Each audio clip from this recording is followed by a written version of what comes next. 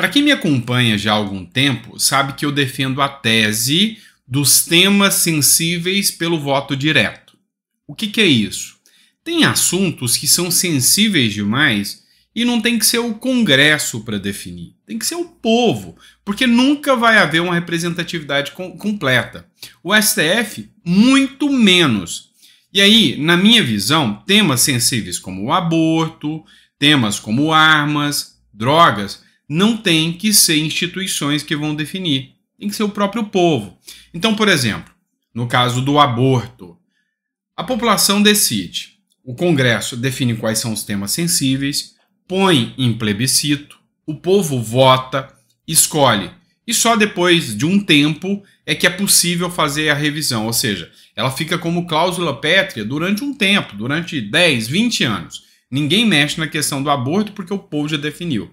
Depois de 20 anos, o povo escolhe se mantém ou muda. É assim que é a minha visão. Só que o STF não entende assim e atropela o Congresso, porque o STF nem tem poder legislativo e define pautas graves como essa. E assim como também acho que o Congresso não tem a representatividade necessária para tratar de alguns temas, como por exemplo o aborto. O aborto é um tema atinente às mulheres, não tanto aos homens, afeta, mas principalmente às mulheres. O Congresso é, na sua plenitude, na sua maioria, homens. Deveria ser o quê? Uma definição tomada por sociedade como um todo, e não um grupo de homens com algumas mulheres ali. Então, eu sou contra o aborto. Eu votaria contra, mas não está na minha pele. Não sou eu que vou carregar durante 9 meses. E aí tem a questão do feto também, e o direito à vida dessa criança. Então o assunto é complexo demais. Por isso que a sociedade que tem que definir. Por que eu estou falando isso? Por causa desse voto aqui da ministra Rosa Weber. Ontem a Rosa Weber quis deixar o seu legado, e no seu legado seria o primeiro passo para a legalização do aborto aqui no Brasil. Esse é o legado que a Rosa Weber quis deixar antes da sua aposentadoria. Por isso ela não só colocou em votação, como ela já deu o seu voto. Aí, o ministro Barroso falou, olha, esse voto que vocês deram aí foi um voto no plenário virtual, ou seja, ela deu o voto, não teve sessão, ninguém acompanhou. O Barroso quer trazer para o campo físico para que eles possam debater e discursar. Ainda reitero, esse debate não deveria ser do Supremo, esse debate seria, no mínimo, do Congresso, que legisla, ou, no ideal, do povo, que é o mais afetado.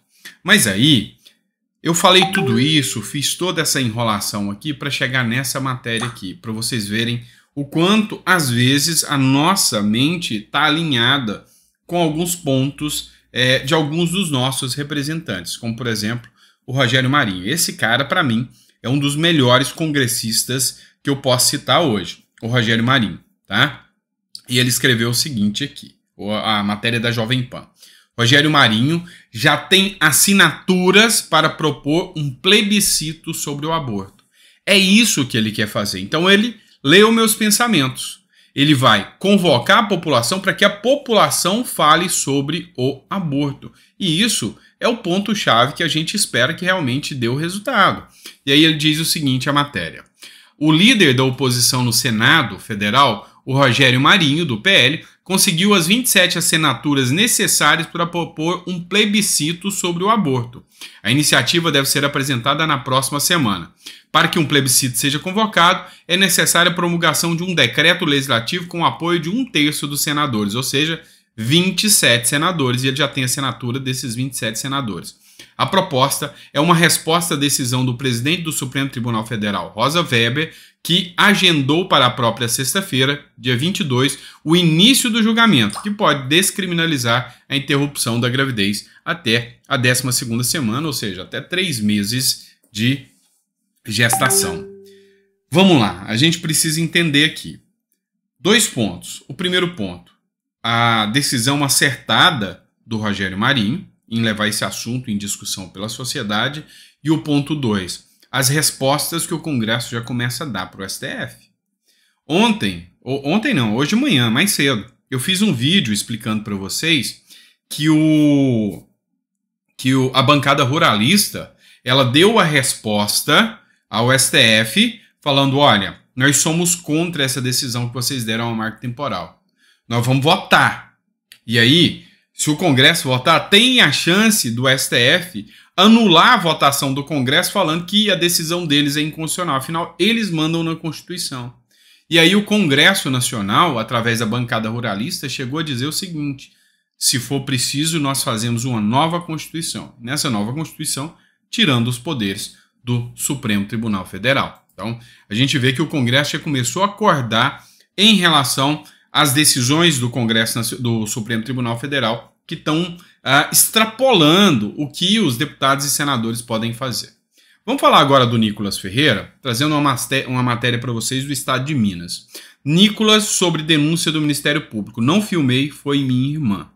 A juíza da 5ª Vara Criminal de Belo Horizonte aceitou a denúncia contra o Nicolas Ferreira, porque o Nicolas Ferreira publicou no seu canal do YouTube um vídeo, tá? E no vídeo ele colocou o seguinte título, ó. Foi isso aqui, ó. Travesti no banheiro da escola da minha irmã.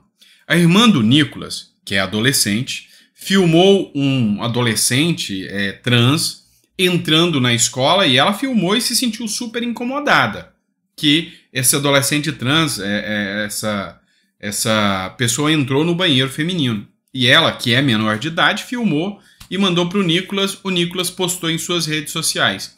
E aí agora entraram com ação, o pessoal entrou com a representação contra o Nicolas Ferreira, pedindo a cassação do mandato do Nicolas e crime, tá? Crime de homofobia contra o Nicolas Ferreira. E aí o Nicolas Ferreira manifestou agora falando que não foi ele que filmou, foi a irmã dele e a juíza aceitou essa denúncia e essa denúncia vai ter seguimento. Então, assim, já tem gente falando que eles vão usar todos os argumentos agora para fazer a cassação do mandato do Nicolas Ferreira. Só que aí são 2 pesos e 2 medidas. Por quê? Dá uma olhada nisso aqui. Matéria da Jovem Pan.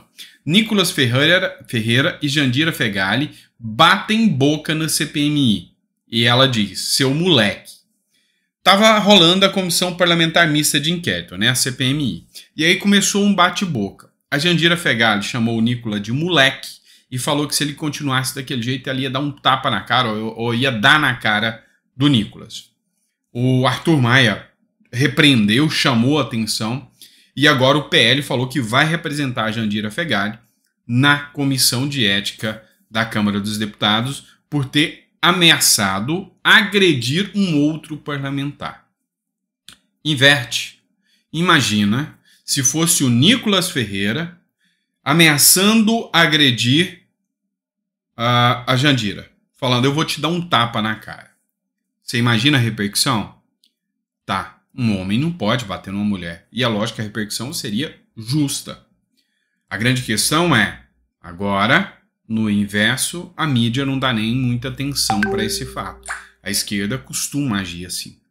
Agora inverte o fato novamente. Imagina se fosse o caso de uma deputada de direita ameaçando agredir e dar um tapa na cara de um deputado de esquerda. A comissão de ética ia funcionar bem mais pesado. Ou seja, logo já tinha até crime de ameaça, estavam falando em afastar esse deputado para preservar a equanimidade física do outro deputado. No final das contas, a gente sabe muito bem como que o jogo funciona, né? E é isso, pessoal. Ó, esse vídeo foi mais rápido, questões pessoais aqui. A gente volta às 4 horas com mais um conteúdo aqui para vocês. Grande abraço, fica com Deus e até o próximo vídeo.